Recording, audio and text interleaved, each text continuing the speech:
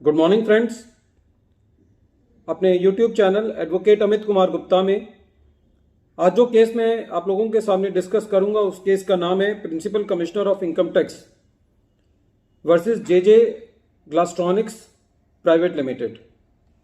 इस केस का judgement 446 ITR page number 712 पे रिपोर्ट किया गया और मैटर कर्नाटका हाई कोर्ट ने डिसाइड किया और इस केस का जजमेंट 13 अप्रैल 2022 को आया। यह केस सेक्शन 115 JB के ऊपर है जो कि मिनिमम अल्टरनेट टैक्स की बात करता है। एक इनकम टैक्स एक्ट के अंदर चैप्टर 12B है जिसके अंदर एक पूरा कोड, एक पूरा तरीका बताया गया है कि minimum alternate tax section 115 JB के अंदर एसएससी को कैसे टैक्स देना है। मिनिमम अल्टरनेट टैक्स को लाने का जो मकसद था वो ये था कि काफ़ी सारी मैनिपुलेशंस की जा रही थी नॉर्मल प्रोविजंस ऑफ टैक्स के अंदर और काफ़ी अच्छे प्रॉफिट्स होने के बाद भी कंपनीज जो है वो टैक्स नहीं दे रही थी। इसीलिए एक पूरा तरीका बताया गया कि यदि आपको इस तरीके से बुक प्रॉफिट कैलकुलेट करना है और फिर यदि बुक प्रॉफिट आता है तो उसके ऊपर आपको जो नॉर्मल टैक्स के प्रोविजंस हैं उसके अंदर टैक्स कैलकुलेट करना है और मैट के अंदर टैक्स कैलकुलेट करना है। जिसके अंदर भी टैक्स ज्यादा आएगा वो आपको देना है। अब बात आती है कि जब बुक प्रॉफिट कैलकुलेट किया जाता है तो कुछ पॉजिटिव एडजस्टमेंट्स की जाती हैं प्रॉफिट के अंदर, कुछ नेगेटिव एडजस्टमेंट्स की जाती हैं।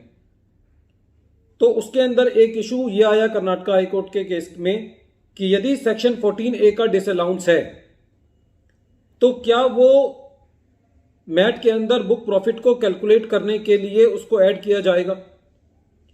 तो जब ये मैटर ट्रैवल करता हुआ कर्नाटका हाईकोर्ट तक पहुंचा तो कोर्ट ने ये कहा कि जो सेक्शन 14A की डिसअलाउंस है वो normal provisions of the tax के अंदर कैलकुलेट होती है और उसको मैट के प्रोविजंस में ड्रैग नहीं किया जा सकता, इंपोर्ट नहीं किया जा सकता।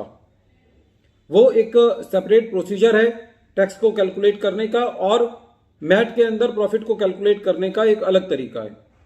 तो जो मैट के अंदर बुक प्रॉफिट कैलकुलेट करना है उसके अंदर स्पेसिफिकली जो आइटम्स दिए गए हैं ऐड करने के लिए या स्पेसिफिकली जो आइटम्स लेस करने के लिए दिए गए हैं उन्हीं को लेस करना है। इस पूरे केस के अंदर एक छोटा सा इशू ये भी आया था कि कई बार एसएससी के पास इन्वेस्टमेंट्स होती है और वो इन इन्वेस्टमेंट्स की वैल्यू जो है वो कम हो जाती है मार्केट के अंदर। तो यदि एसएससी उन इन्वेस्टमेंट्स में डिक्लाइन का कोई प्रोविजन बनाता है तो वो प्रोविजन जो है वो भी बुक प्रॉफिट को कैलकुलेट करने के लिए ऐड किया जाएगा। इस केस के अंदर एक छोटा सा इशू ये भी था कि कोर्ट ने यह भी डिसाइड किया कि यदि कोई बहुत ज्यादा डिबेटेबल इशू है इनफैक्ट तो उस केस के अंदर आप 154 जो है वो नहीं कर सकते। ना तो एसएससी के पास ये ऑप्शन है कि वो 154 में जाए, ना डिपार्टमेंट के पास ये ऑप्शन है कि वो 154 में जाए। यदि वो डिबेटेबल इशू है तो या तो उसमें अपील का सहारा लिया जाएगा या और दूसरे प्रोसीजर से जाना है, लेकिन आप 154 में नहीं जा सकते। फ्रेंड्स ये केस बहुत इंपॉर्टेंट है क्योंकि जब मैट की कैलकुलेशन होती है, क्योंकि मैट भी एक ऐसा सेक्शन है जिसके ऊपर काफ़ी लिटिगेशन होती है और डिपार्टमेंट की पूरी कोशिश रहती है कि जितने भी डिसअलाउंसेस होते हैं उन सब डिसअलाउंसेस को बुक प्रॉफिट कैलकुलेट करने के लिए ये डिपार्टमेंट ऐड करता है। तो इसके अंदर एक पूरा प्रोसीजर ये बताया गया कि भाई मैट की जो कैलकुलेशन है वो चैप्टर 12B के हिसाब से होगी। नॉर्मल प्रोविजंस जो हैं वो अलग हैं। तो जो नॉर्मल प्रोविजंस के कानून हैं उनको जो है वो ऑटोमेटिकली मैट का बुक प्रॉफिट कैलकुलेट करने के लिए इंपोर्ट नहीं किया जाएगा।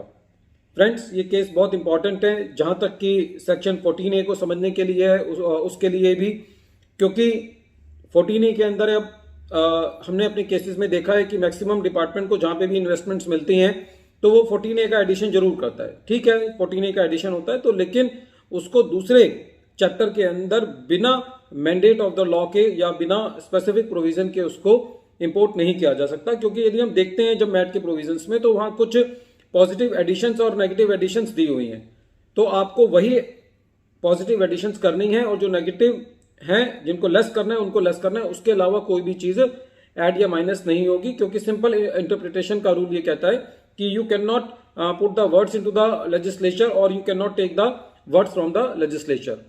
At the end of this video, once again I am repeating the name of the case. The name of the case is Principal Commissioner of Income Tax versus JJ Glastronics Private Limited. Thank you, friends.